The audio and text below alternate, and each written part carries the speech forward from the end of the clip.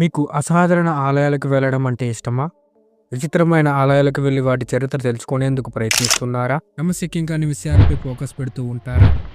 అయితే మీకోసమే ఈ అసాధారణ ఆలయాలు. వీటి చరిత్ర, వీటిలో పూజా విధానం, సంప్రదాయాలు అన్ని సహజత్వానికి భిన్నంగా ఉంటాయి. జీవితంలో ఒక్కసారైనా వీటిని దర్శించాలని మీకు అనిపించడం ఖాయం. ఆ ఆలయాలు, వాటి చరిత్రను ఒక్కసారిగా తెలుసుకుందాం. భారతదేశం అంటే విదేశీయులు ఎందుకు ఆసక్తి చూపిస్తారో తెలుసా? మన దేశంలో ఎన్నో విచిత్రమైన అంశాలు ఉంటాయి. వైవిధ్యభరిత సంస్కృతి, సాంప్రదాయాలు ఉంటాయి. ఒక్కో రాష్ట్రంలో ఒక్కో భాష, పండుగలు, ఆచారాలు వంటివి ఉంటాయి. ఇవన్నీ ఒక ఎత్తు అయితే, మన దేశంలో ఆలయాలు మరో ఎత్తు. ఎక్కడా లేని పురాతన ఆలయాలు మన సొంతం. వాటి చరిత్ర, పూజా విధానాలు రకరకాలుగా ఉంటాయి.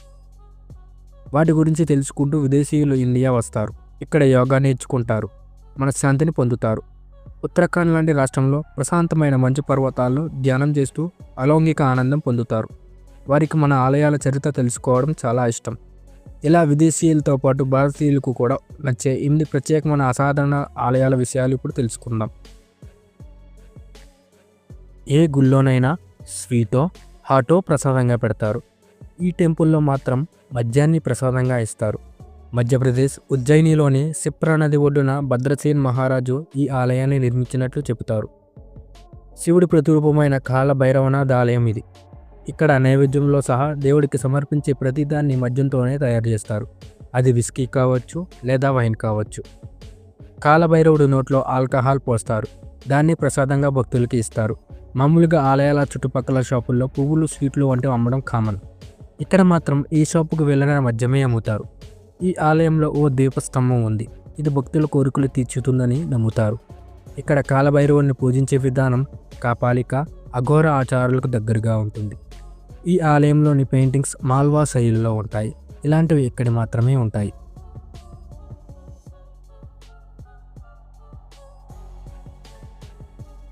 సాధారణంగా మనం దేవుణ్ణి కీర్తిస్తాం. అదే ఈ టెంపుల్కి వెళ్తే మాత్రం తిట్టాల్సిందే. కేరళలోని కొడుంగులర్ భగవతి ఆలయం ప్రత్యేకత ఇది. ఏటా ఇక్కడ భరణి పండుగ సమయంలో 7 రోజుల పాటు ఉత్సవాలు జరుగుతాయి. ఆ టైంలో భక్తులు కత్తులతో ఎదురవుతారు, తలపై దాడి చేసుకుంటారు, రక్తం ప్రవాహంలా కారుతుంది. అలాగే గుళ్ళోకి వెళ్తారు. భద్రకాళి అమ్మవారిని నానా తిట్లు తిడతారు. తిట్ల దండకమే కాదు, భక్తుల గీతాల రూపంలో కూడా తిట్టిపోస్తారు.